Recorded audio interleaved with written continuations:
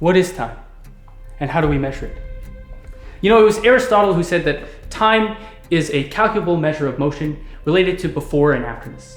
Hello, I'm Clockery Anderson, and today we're going to be learning about time. What is it? How do we measure it? And in particular, we're going to be looking at replicable events and using that as a reference to make our own time. Let's get started. Can somebody lend me a hand?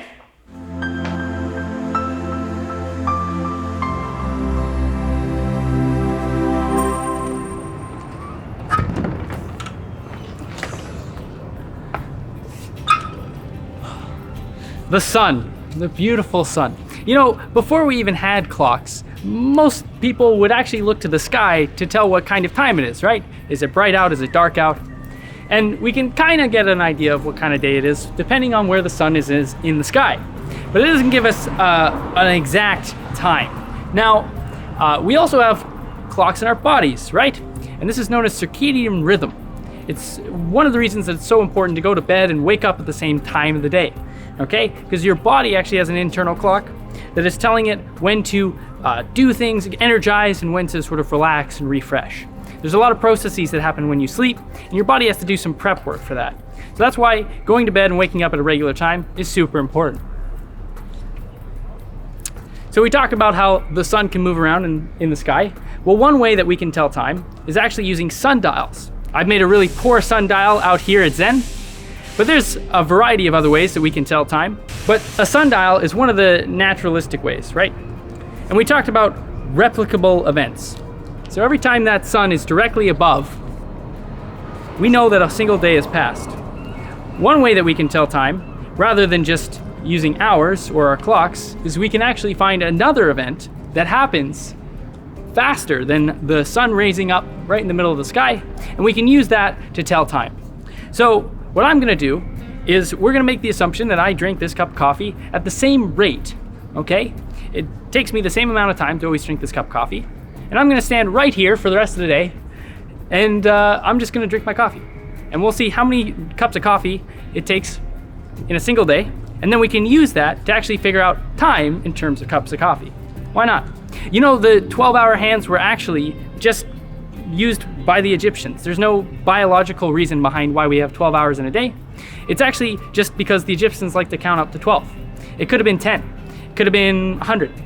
So that covers that. Let's go ahead and let's see how many cups of coffee I can drink in a day from sunrise to sunrise. Let's get started.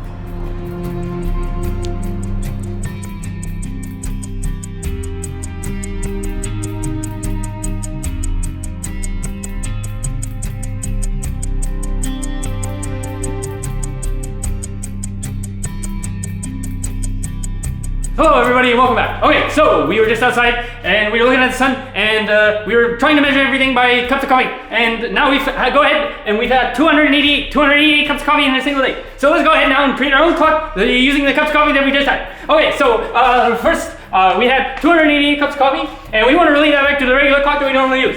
So we're going to go ahead and cut that in half, because normally we don't use 12. We have 12 a.m. and 12 p.m. in a single day. So I'm going to go ahead, I'm going to divide that by half, and we're going to go ahead and we're going to get 144. 144? Okay, great. So now we need to divide the 124 by 12 and to get that to relate back to our regular clock. Okay, so we're going to go ahead and do that. So we're going to take 144 and we're going to divide 144 by 12, and we're going to get to, oh, that's going to equal to 12. Look at that. That's fantastic. All right, so now we can go around the clock and we can figure out the times of the day in relation to cups of coffee that I drink every single day. Okay, so let's go ahead. We're going to put that one there. That's going to be 20, that's 24. All right, and then we've got 36, and we've got 48. Okay, and we're going to go around like this the whole way, and we're going to fill out this whole thing in relation to cups of coffee. Okay, so let's go ahead and do that.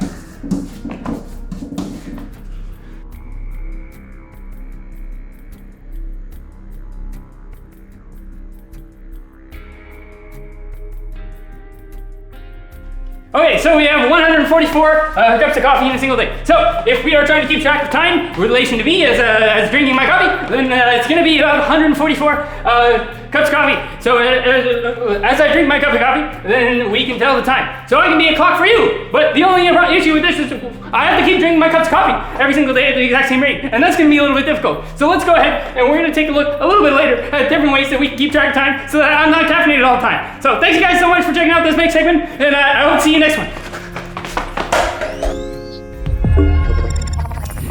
Okay, so I just had a cookie and I'm feeling a lot calmer now. Let's go ahead and I'm gonna propose this challenge for you. So the challenge for this video is, I want you to devise your own timekeeping system using some sort of replicable event that's somewhere around in your house or in the surrounding environment. So for example, that could be how long it takes somebody to water the garden.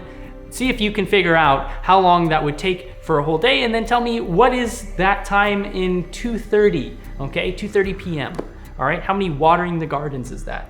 So that's your challenge for this video. Hello.